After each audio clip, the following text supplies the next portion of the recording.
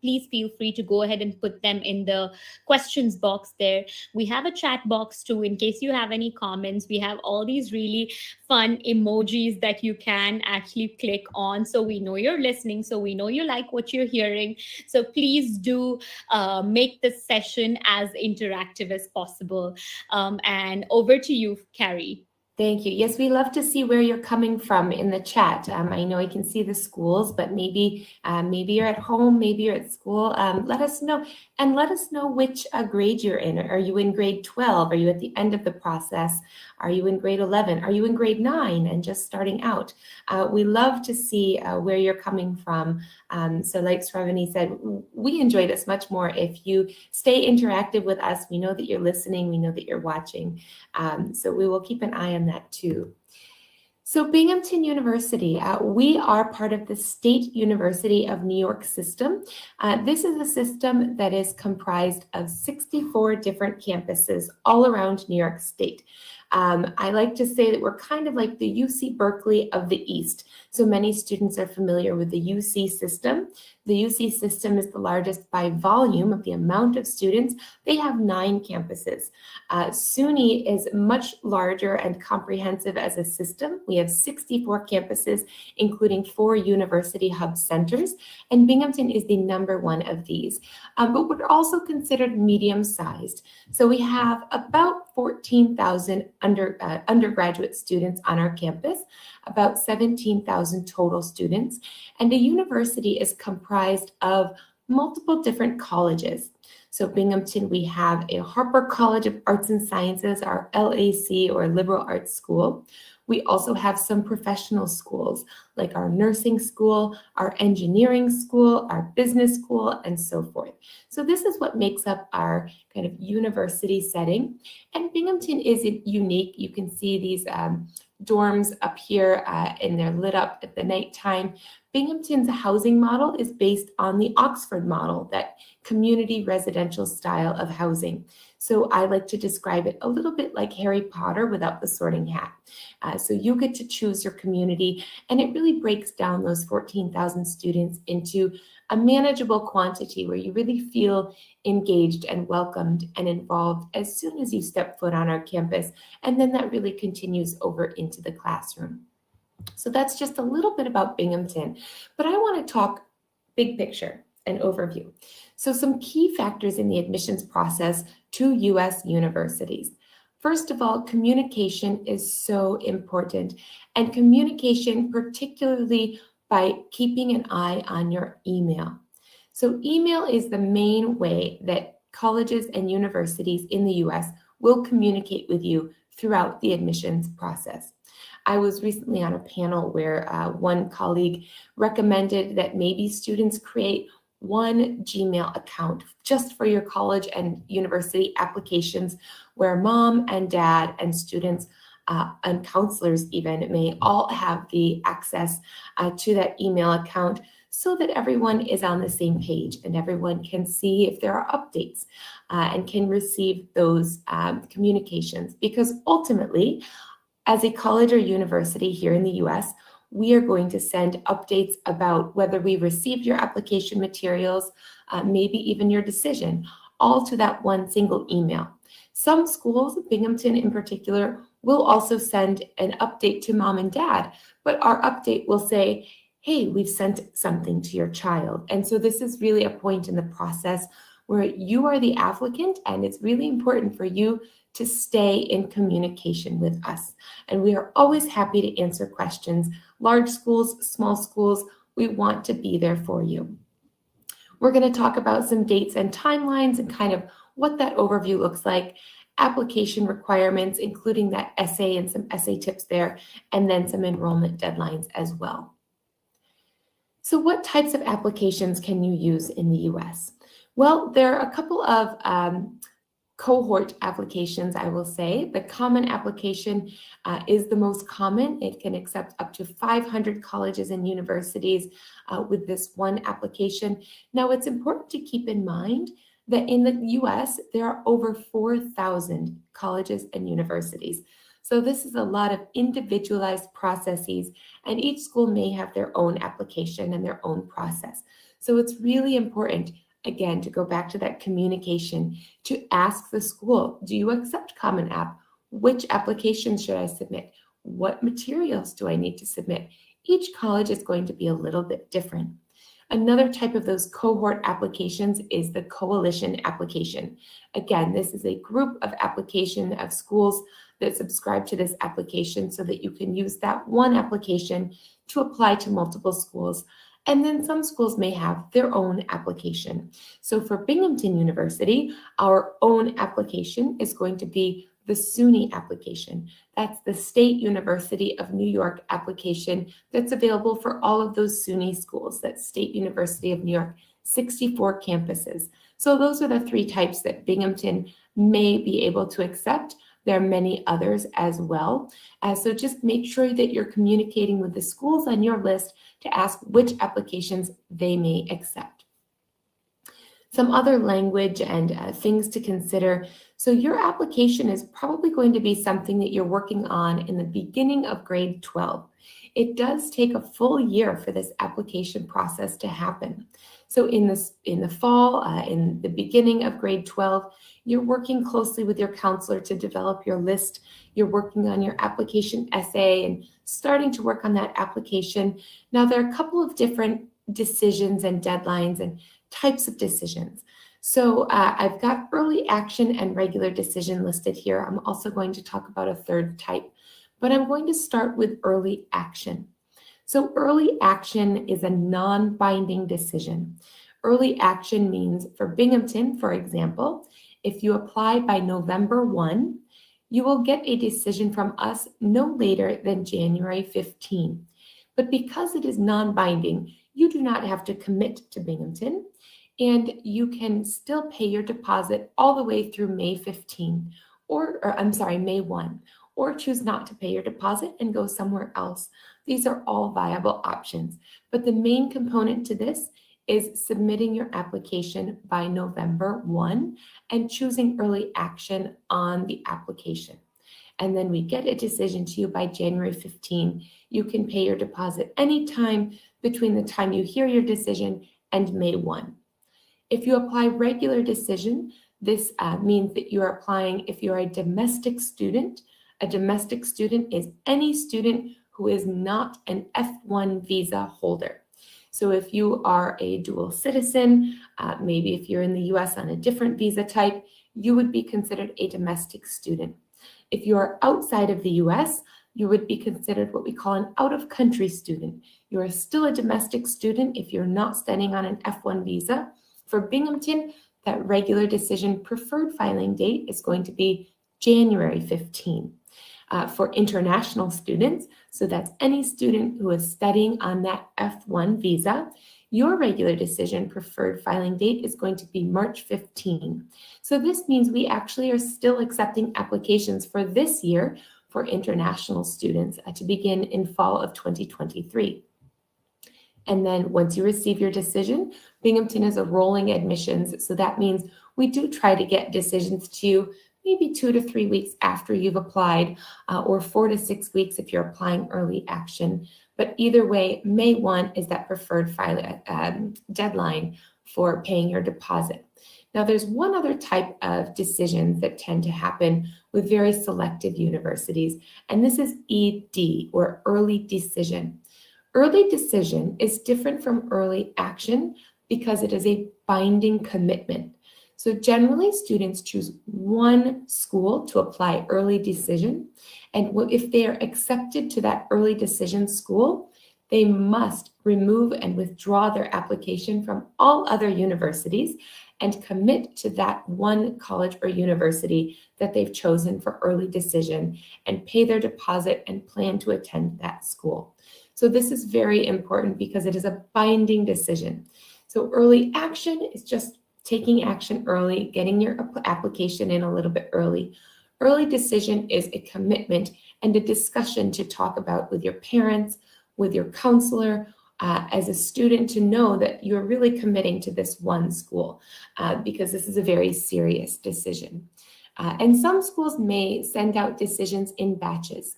So maybe they might send out all of their decisions for early action, we send them on January 15. They may do that same thing with regular decisions. They send out all their decisions on March 1st.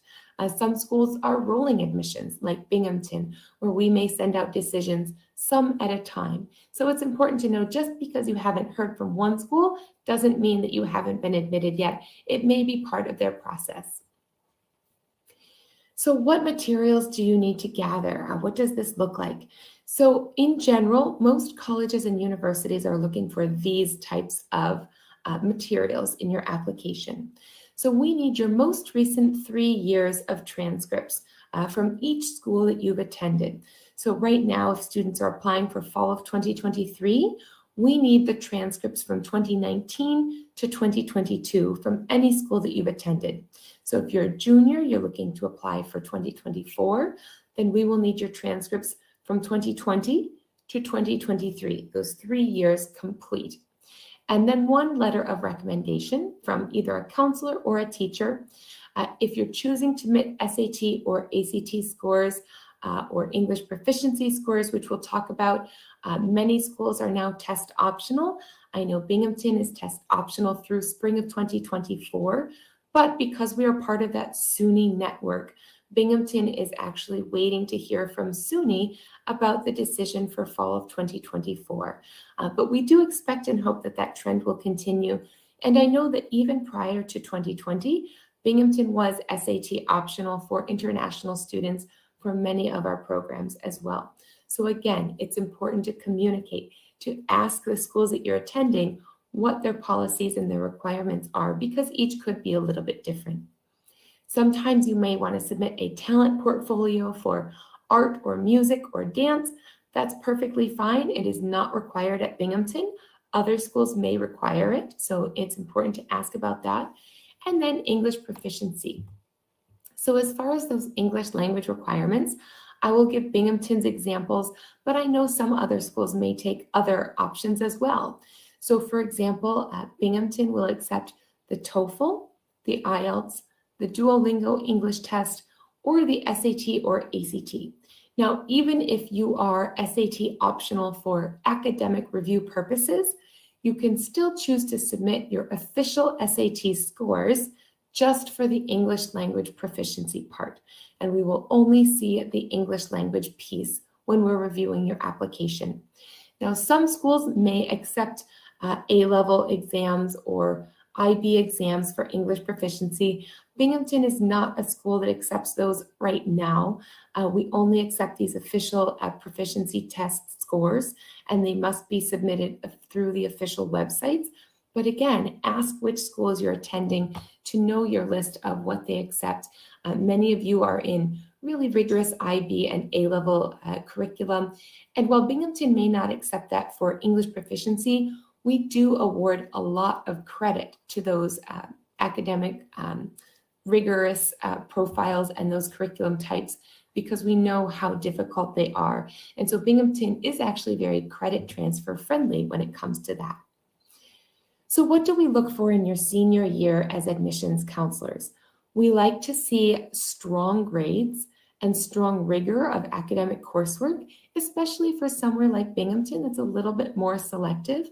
But I always like to remind students, we are admissions counselors. We are not denial counselors.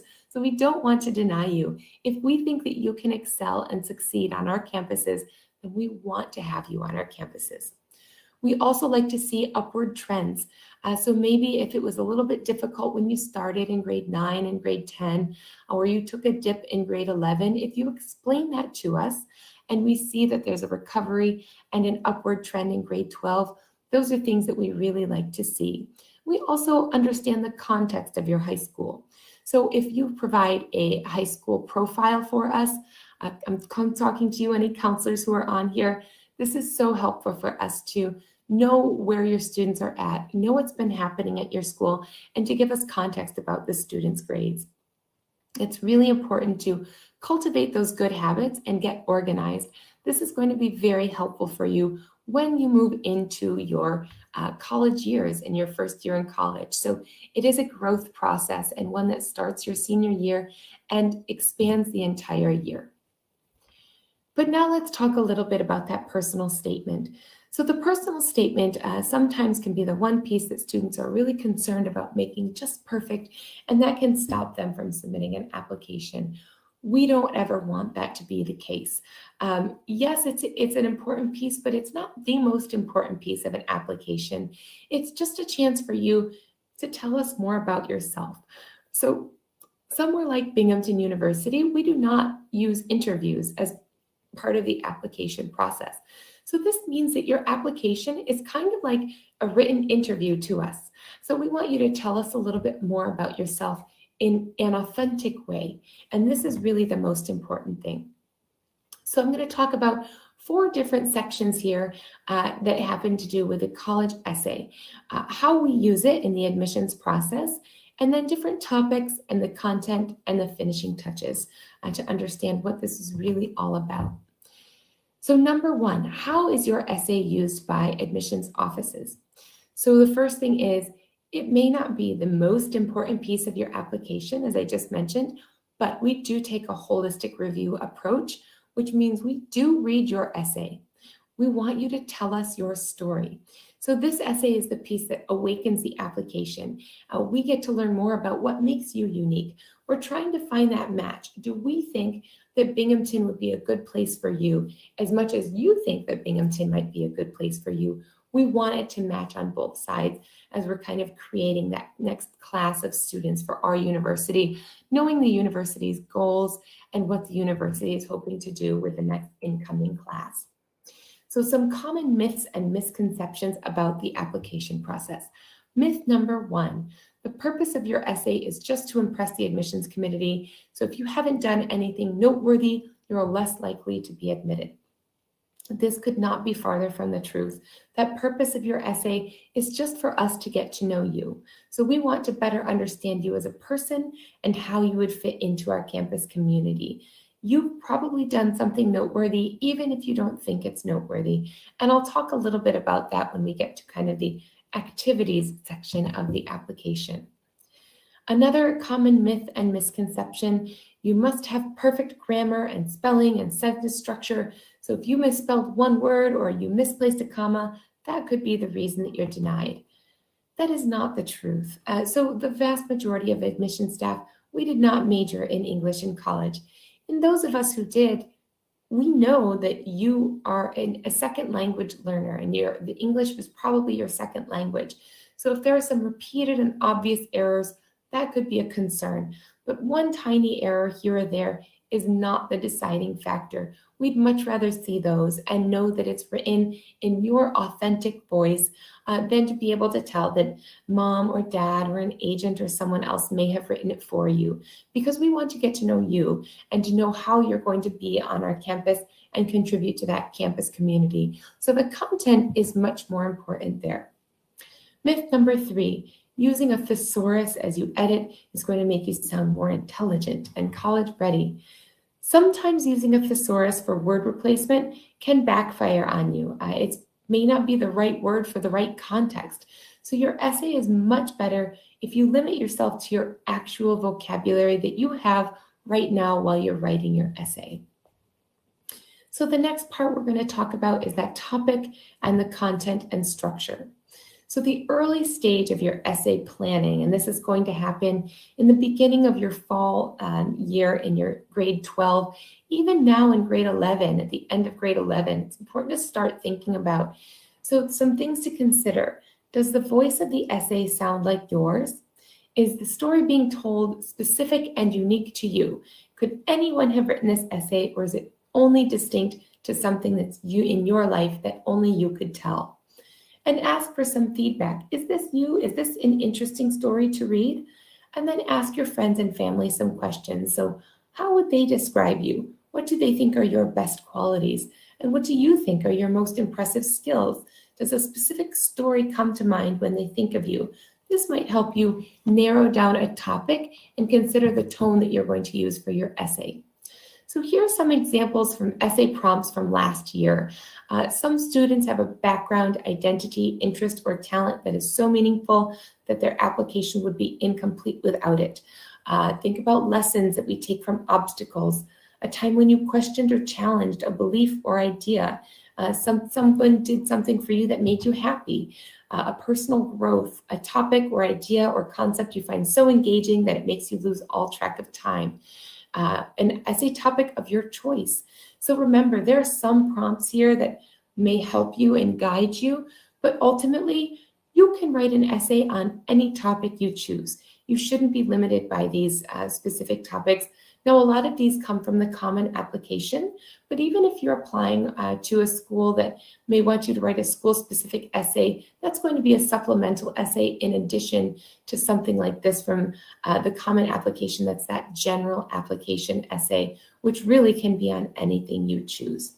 And then what is an issue in your community, for example? Is there an extracurricular activity that you mentioned in your application that you want to expand on?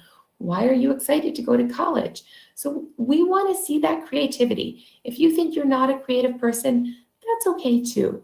But we don't want you to have that typical academic structure to your essay. So the traditional essay structure, it's going to work well for assignments in academia, standardized tests. It's simple to easy to grade. So you've got your introduction, some supporting evidence that talks about what you're trying to kind of compel us, and that descriptive essay or that argumentative essay, and then your conclusion. This doesn't work so well for personal statements and college essays. There's not a lot of room for any type of self-expression or kind of making it your own and some uniqueness and creativity. So we want to see that creativity in your essay structure. So compare this example A here to example B. So example A, it took a long time for me to figure out what I wanted to do with my internship with a local legal firm completely changed that. Although the environment was challenging, it taught me that I have a knack for analyzing topics and thoroughly examining both sides of an issue. I believe that I should major in politics and law because I'm very diplomatic.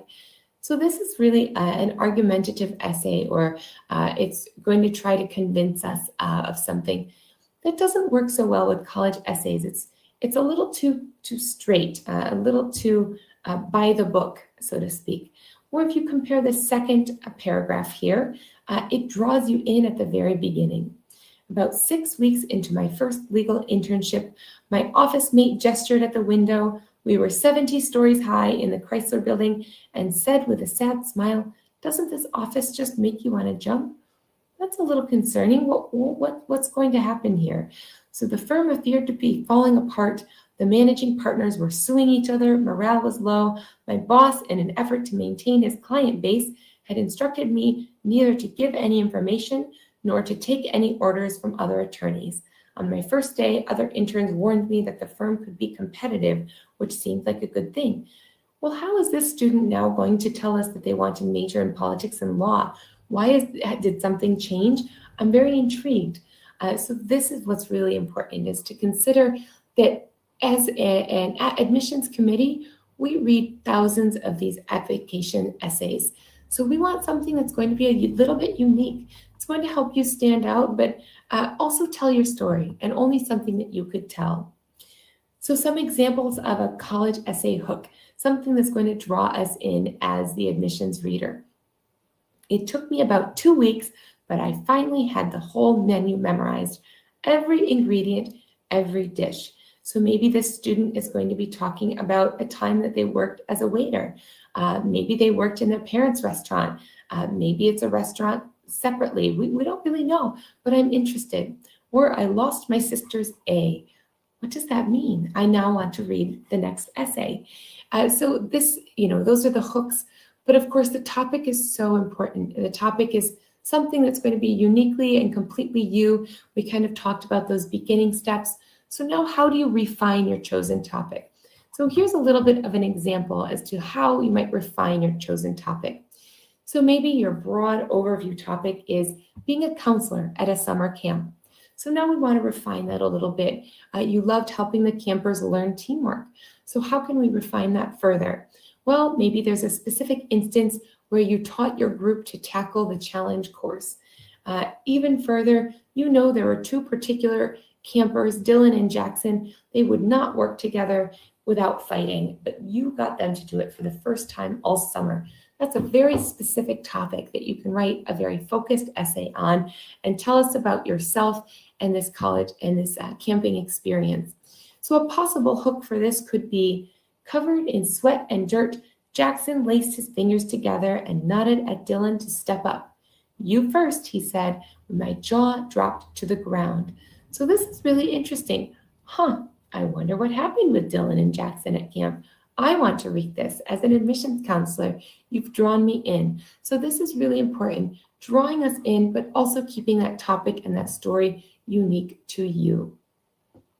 And finally, those finishing touches. So we want you to get feedback, proofread a few times. Yes, you want to look it over a few times, but again, don't make 20 different people read it, maybe a couple people, and then send it on to us. Just be authentic.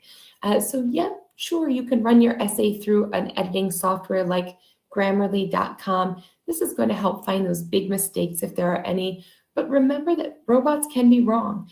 So a person should always proofread your final essay. Maybe it's your English teacher, maybe it's your counselor. If it's you, you can improve those self-editing skills by reading line by line using a bookmark, reading in the dark with a flashlight, reading it loudly, or waiting a few days and then reading it again with refreshed eyes. So try to fix any obvious typos and misspelled words, any run-on sentences, things that don't flow well. Cut out any unnecessary words or sentences and make sure that it's not one wall of text, right? Break it up into at least 3 paragraphs. I always prefer to see more paragraphs in essays than one large paragraph.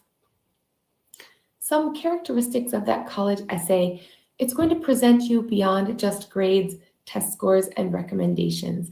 So it gives us an insight into who you are, what's important. It differentiates you and demonstrates your writing ability a little bit, but helps us understand a bit more about you, who you are, and what you value. Remember that it's not a repetition of your resume. You've submitted your activities and those types of things that you've done outside of the classroom in another part of the application. So this is a separate part for you to really just get a unique, compelling piece of who you are.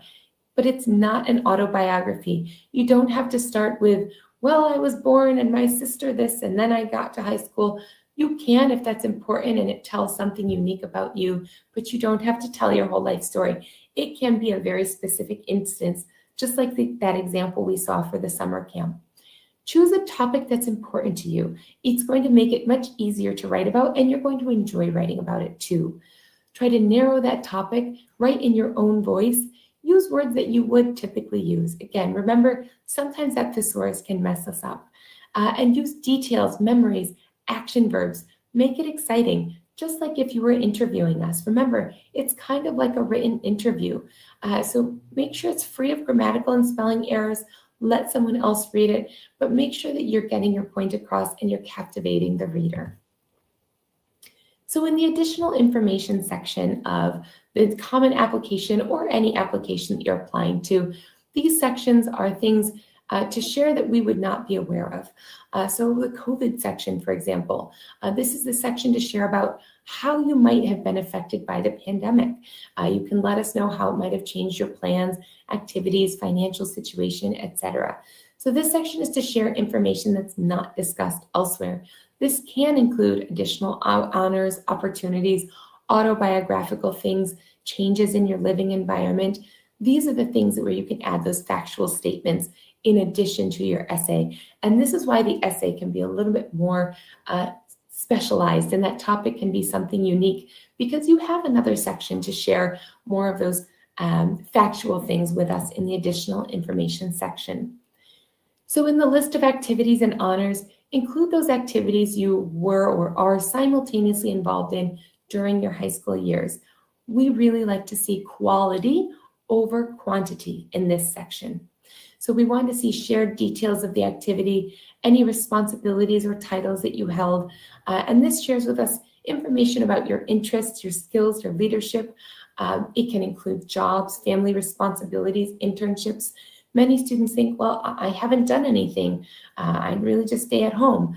But Maybe you practice music a lot. Maybe you watch older grandparents or siblings. This is really important for us to know. This is what you're doing. Family engagement, family responsibilities, those are absolutely things to include in your activities and honors section.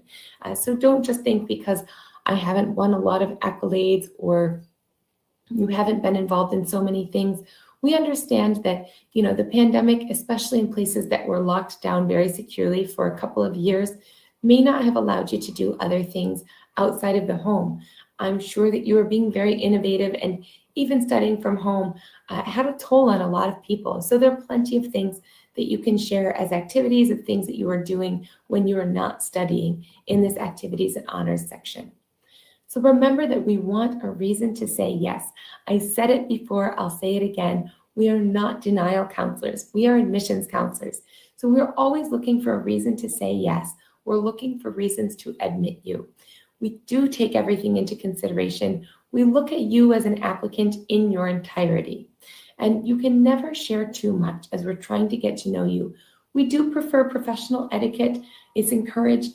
But the more you share with us, the more we can understand who you are and how you might fit into our Binghamton community or the community of the school that you're trying to apply to.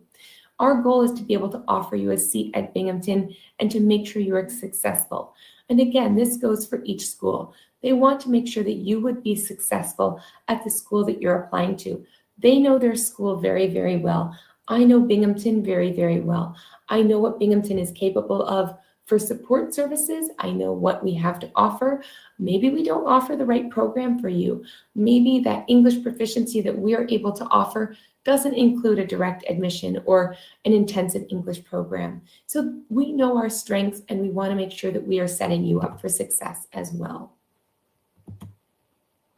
So we've talked a little bit about that, how to apply. Again, this is just for Binghamton as a quick snapshot for us. We would be looking at the common application, a $50 application fee, those transcripts we talked about, English proficiency scores for a non-native speaker. Now, Binghamton's process, we automatically consider you for merit-based scholarships. Again, each process is going to be different. So we actually award scholarships 4 to 6 weeks after you receive an admissions decision. Now, some schools may send out your scholarships and your admissions decision and any special programs all at the same time. So just because you haven't heard from Binghamton about a scholarship doesn't mean it wouldn't necessarily be coming. But each process in each school has their own process. Some schools may wait to send you an admissions decision, but send out everything all at once. So just be in contact with us and we will definitely let you know where you're at in that process for that particular school. So we do like this holistic review process. We recognize that every student is an individual. You have various strengths, qualities, ambitions, and potential. We want to be sure that you are the right fit for us and that we are the right fit for you. So after you submit your application, what do? Well, again, go back to that communication piece, check your email. This is where we will send you an information to say we've received your application. Now for Binghamton, we have a status checker. Many schools use the same platform that we do to communicate with you, which means you'll have a status checker to log in and to see if we're missing any materials. So this is a really great place to go. This is also a place for us where you can upload your I-20 documents. So you can upload your financial statements and your bank statement even before you receive a decision from Binghamton. So for those I-20 documents, for students who are studying on an F1 visa, you are able to upload any financial statements and documents even before you're admitted to a college or university.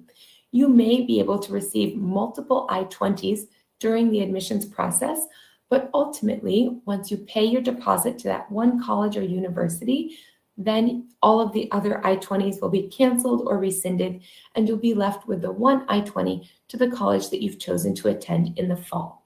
It never hurts to submit the documents to us early. Then we have them. We can work on getting the I-20 to you. Now, if some students, for example, for Binghamton, want to wait until you've heard about any merit-based scholarships before sending the I-20 documents, because you can deduce the scholarship amount from the total cost of attendance that you have to show for financial statements, then you are certainly welcome to do that. But really make sure that you're communicating with the schools that you've been admitted to so that we can walk you through the rest of this process. We want to make sure that we are with you from start to finish. So these things are going to happen around now, February, March timeframe. We're sending decisions. You're logging into your status checker. That's also where you're going to see first whether you've been admitted to Binghamton. We don't send an email to tell you you've been admitted.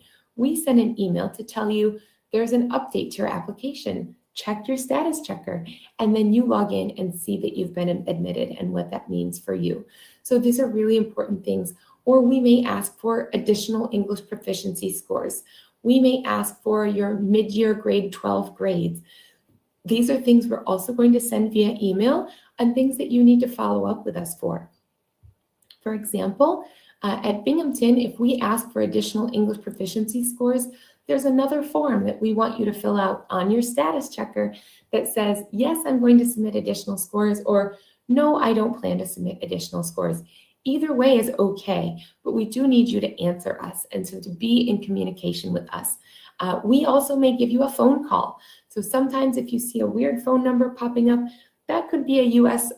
College or university that's calling you. Maybe it's routed through a lot of different servers and telephone lines on its way over to Asia. That's okay. We are calling you to maybe congratulate you, to offer you the chance to ask us any questions, or maybe we're calling you to let you know that we're missing some materials. Now, as in our admissions department, I use Line, I use Kakao Talk, we use WhatsApp, we use WeChat, we use all sorts of different social media platforms to try to reach the student where they are at. So I will use WhatsApp to call students. We'll use lots of different methods, but we want you to answer that phone. We want you to be in communication with us so that we can get a complete application and a decision to you as soon as possible, and then get those I-20 documents in. So the visa process, that timeline, again, you can send the financial documents and your I-20 to us even before you're admitted. That international student definition, again, is a student who is studying on an F1 visa. So that's going to be the visa process, right? So considering the timeline, I always tell students we're kind of working backwards. So we're working from that start date. The start date is the date that your I-20 is going to put on it. Generally, it's the first day of classes.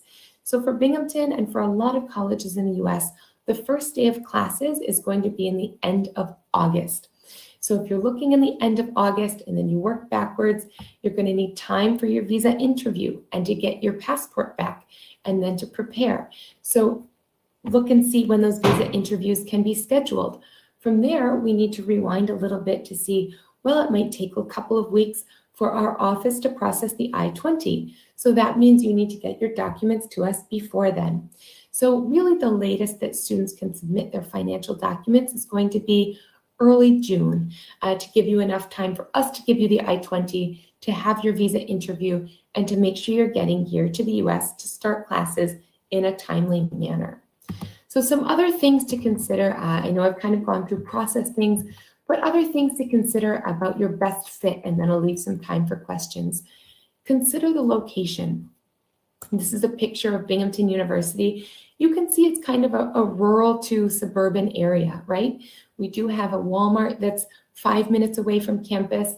There's plenty of places to eat. We do have a downtown Binghamton Center 5 minutes away.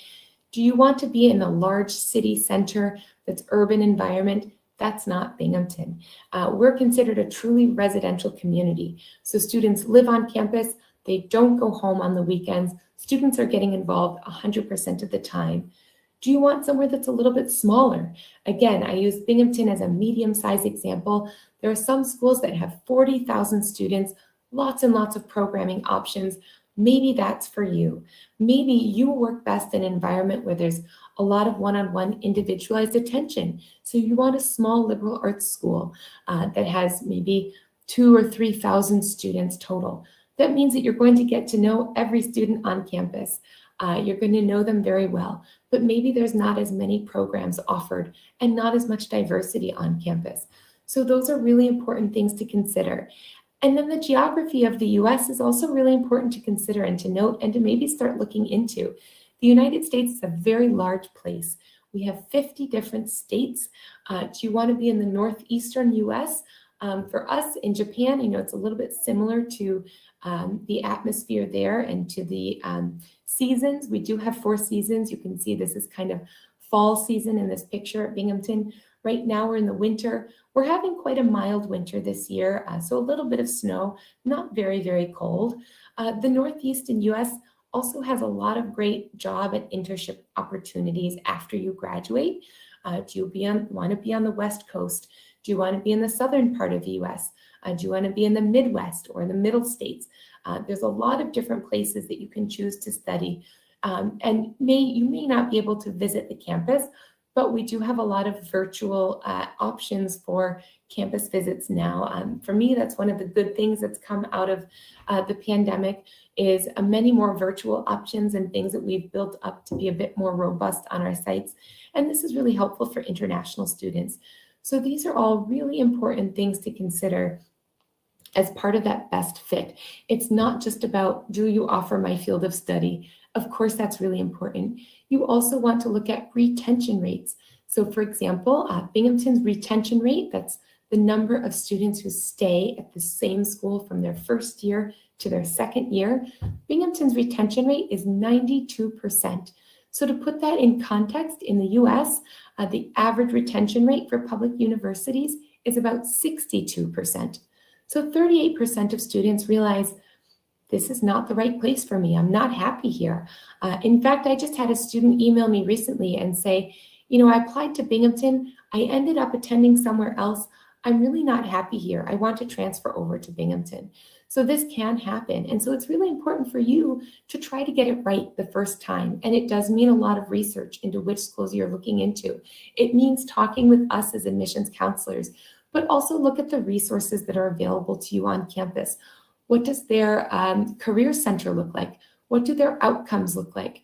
So Binghamton, we have a national award-winning career center, and they're really helpful with building your resume and your CV and mock interviews and all these things that help students to really prepare for jobs after graduation, internship placement, job placement. These are all really important things to consider.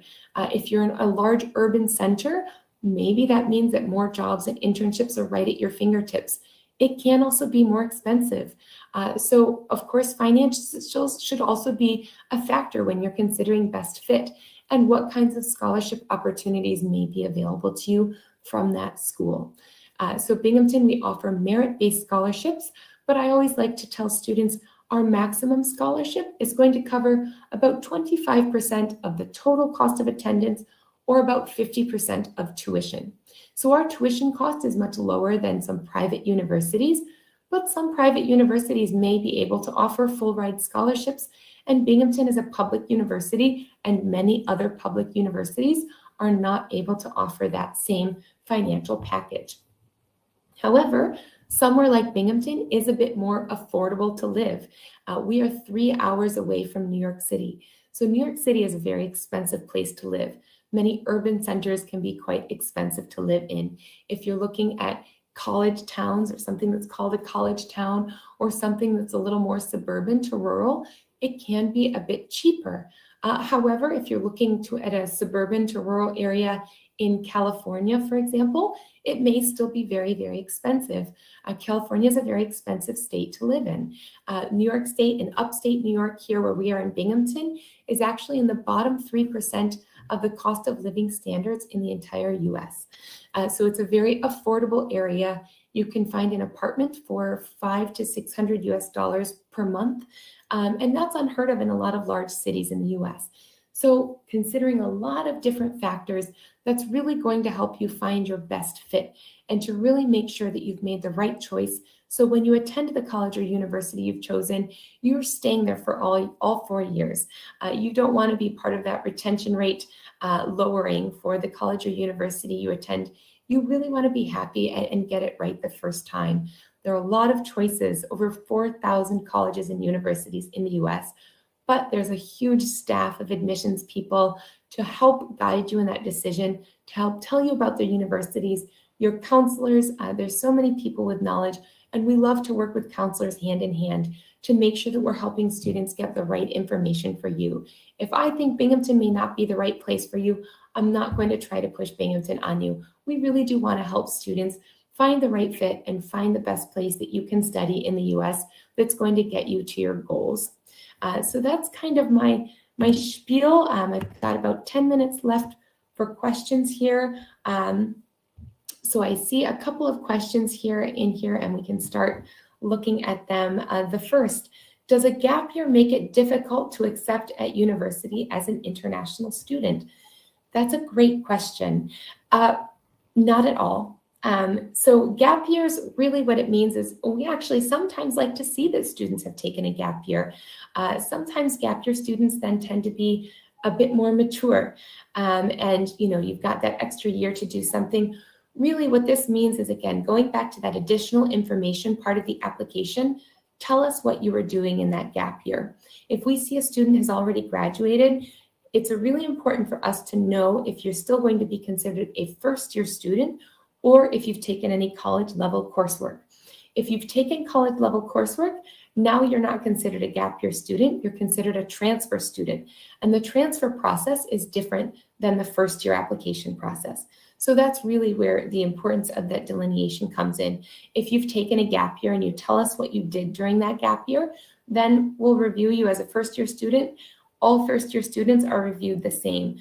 We get some first-year students who applied after multiple years out of high school, but as long as you have not completed any first or any transcript information as a transfer student, that's great. We'll still look at you as a gap year student. The other thing that you can do, and many students will do this, and maybe you don't know about this, is you can apply during your final year of high school, and you can apply for fall of 2023, for example. And once you get admitted, then you can defer your decision for 1 year because you want to take a gap year. But you're applying while you're still in school, you're working with your teachers, you have direct connection to your counselors. So this might be a really great opportunity. Now, Binghamton allows a deferral for many options. So one deferral process, our deferral request process is due in June. So for deferral, this kind of means you choose the university that you're going to, and then you take your gap year. So for Binghamton, if you've chosen Binghamton, you pay your deposit to Binghamton University on May 1st, and then in the middle of May, you decide you want to take a gap year for a specific reason. You request to Binghamton to take that gap year to defer your decision from fall of 2023 to begin in fall of 2024. We see why you've chosen that gap year, why you're asking for a deferral. If we approve your deferral, this means you've already paid your deposit to Binghamton. You're already planning to come for fall of 2024, but you're just taking that gap year after you've applied. So we see many students who do this at Binghamton because we actually have a fairly large Jewish population on our campus, and many students will apply during their final year, and then they'll take a gap year in Israel. And so they'll go to Israel for a year, maybe do some other study abroad things, and then come back to the US to begin their studies as a first-year student. Perfectly fine. We approve many of those every single year. So think you may not have to kind of navigate the application process on your own after you've applied. If you want to apply during your final grade 12 year, that's perfectly fine. And then you can choose to defer for 1 year after you decide to come to whichever school that you're attending. So that's another option as well. Iffy, I see, currently doing your A-levels. What marks would I apply with, please? That's a great question. So we recognize that the A-levels are a very, very rigorous curriculum. And to that end, I will tell you that for Binghamton, any AS level exams that you've completed will earn you 4 credits, equivalent to 1 course at Binghamton University. If you've earned a score of A through D on any A-level exams, that will earn you 8 credits at Binghamton University, which is equivalent to 2 courses. Now, we like to see students who are earning some A's and B's and maybe some C's during A-level, but we actually have, I think you can you see this screen here I'm sharing? Yeah, I'll just add it to the stream. Thank you, Sravani. Okay, so we actually have this full A-level exam transfer credit policy on our website. And we have this for IBs also. So you can see exactly how these would transfer to Binghamton. So any AS or H1 exams is going to be 4 credits. Any A or H2 exams is going to be 8 credits. Score of A through E awards credit. So you can see accounting, we've got them all listed here alphabetically. Art, biology, they'll count for a laboratory science. If you chemistry A level, for example, a score of A, B, or C will earn you 8 credits. So 4 credits for our chemistry 107 and chemistry 108, and a laboratory science. So that's a score of A, B, or C will earn you credit. Sometimes score of A through E will earn you credit for languages, computer science, for example. These X's just mean that it's going to be elective credit, but it will still count towards your overall degree, because in the US, your degree is credits, and it's total credits going towards your degree. So this helps you understand, we know the rigor of the A-level curriculum. We generally like to see if you've completed your IGCSE exams or your O-levels. A stars and A's are great, B's and some C's, that's okay. We understand it's a very rigorous curriculum, and ultimately we are recalculating all of those grades to match the US 100-point scale so that you're being compared evenly with our domestic students as well. I think that was very, very helpful. And I think we have a couple of minutes more. So if you do have any questions, now is your chance to put them in the chat box or in the Q&A box. And I just wanted to point out that Kerry made some wonderful points about fit, especially about small things like choosing a big city versus